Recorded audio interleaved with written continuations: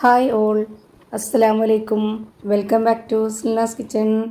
ഇന്നത്തെ റെസിപ്പി ഭയങ്കര ടേസ്റ്റി ആയിട്ടുള്ള സിമ്പിളായിട്ടുള്ള ഒരു അടിപൊളി ബ്രേക്ക്ഫാസ്റ്റിൻ്റെ റെസിപ്പിയാണ്. ഭയങ്കര സിമ്പിളായിട്ടുള്ള നല്ല ടേസ്റ്റി ആയിട്ടുള്ള സോഫ്റ്റ് ആയിട്ടുള്ള നിറയെ ഹോളൊക്കെ ആയിട്ടുള്ള ഒരു അടിപൊളി ബ്രേക്ക്ഫാസ്റ്റാണ്. അപ്പോൾ ഇതെങ്ങനെയാണ് തയ്യാറാക്കുന്നതെന്ന് നോക്കാം. അതിനായി വീഡിയോ സ്കിപ്പ് ചെയ്യാതെ മുഴുവനായിട്ടൊന്ന് കണ്ടു നോക്കണേ.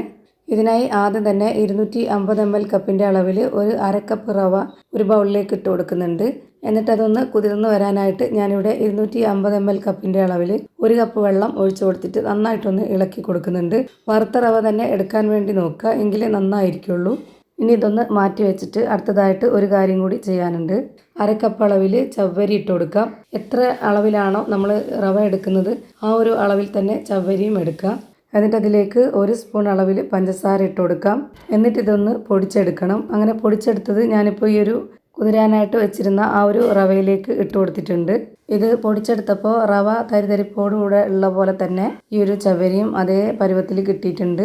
ഇനി ഇതിലേക്ക് അരക്കപ്പ് അളവിൽ വെള്ളം ഒഴിച്ച് കൊടുക്കാം. എന്നിട്ട് ഇത് നന്നായിട്ടൊന്ന് ഇളക്കി യോജിപ്പിച്ച് കൊടുക്കുന്നുണ്ട്. ഇപ്പോൾ ഞാനിത് ഇളക്കി കൊടുത്തുകൊണ്ടിരിക്കുമ്പോൾ തന്നെ ഇത് നന്നായിട്ട് കുതിർന്ന് വരുന്നുണ്ട്.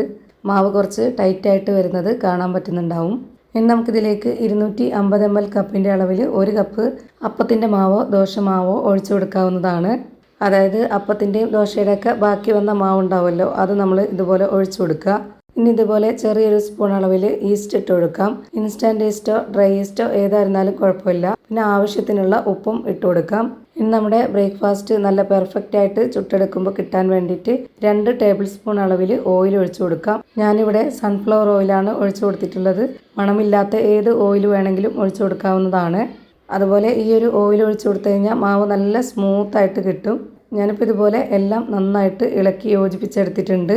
ഈ വീഡിയോസ് കണ്ടുകൊണ്ടിരിക്കുമ്പോൾ തന്നെ സിൽനാസ് കിച്ചൺ ചാനൽ ആദ്യമായിട്ട് കാണുന്നവരാണെങ്കിൽ പ്ലീസ് ഒന്ന് സബ്സ്ക്രൈബ് ചെയ്തേക്കണേ.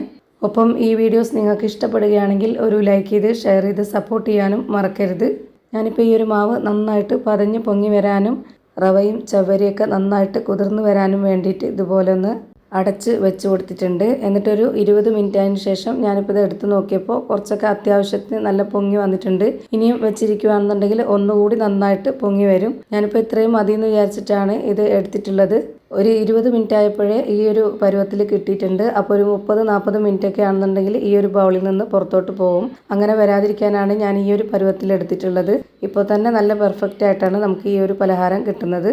ഈ വീഡിയോസ് കണ്ടുകൊണ്ടിരിക്കുമ്പോൾ തന്നെ സിൽനാസ് കിച്ചൺ ചാനൽ ആദ്യമായിട്ട് കാണുന്നവരാണെങ്കിൽ പ്ലീസ് ഒന്ന് സബ്സ്ക്രൈബ് ചെയ്തേക്കണേ. ഒപ്പം തന്നെ ഈ വീഡിയോസ് നിങ്ങൾക്ക് ഇഷ്ടപ്പെടുകയാണെങ്കിൽ ഒരു ലൈക്ക് ചെയ്ത് ഷെയർ ചെയ്ത് സപ്പോർട്ട് ചെയ്യാനും മറക്കരുത്. ഇനി നമുക്കിതൊന്ന് ചുട്ടെടുക്കാം. നല്ല പോലെ ചൂടായിട്ട് വരുമ്പോൾ ഒരു മീഡിയം ഫ്ലെയിമിലേക്ക് ഇട്ട് കൊടുത്തിട്ട് ഇതിലേക്ക് ഒരു കയ്യിൽ മാവ് ഒഴിച്ചു കൊടുക്കാം.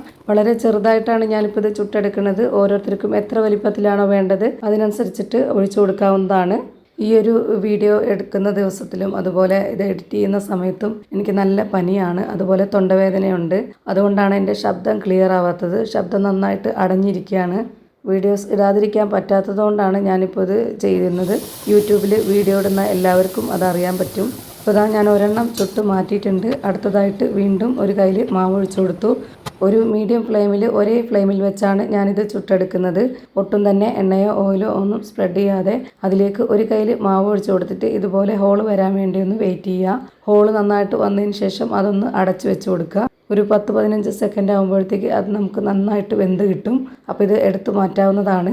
ഇങ്ങനെ ഞാനിവിടെ എല്ലാം ചുട്ട് ഒരു പ്ലേറ്റിലേക്ക് മാറ്റിയിട്ടുണ്ട്. നല്ല പഞ്ഞ് പോലത്തെ നല്ല സോഫ്റ്റ് ആയിട്ടുള്ള ഒരു അടിപൊളി ബ്രേക്ക്ഫാസ്റ്റ് റെഡിയായി കിട്ടി. കാണുമ്പോൾ തന്നെ അറിയാൻ പറ്റുന്നുണ്ടാവും എത്രത്തോളം സോഫ്റ്റ് ആയിട്ടാണ് കിട്ടിയിട്ടുള്ളതെന്ന്. അപ്പോൾ ഇത്രയേ ഉള്ളൂ ഇന്നത്തെ വീഡിയോ ഇഷ്ടമായാൽ ലൈക്ക് ചെയ്യാനും ഷെയർ ചെയ്യാനും മറക്കരുത്.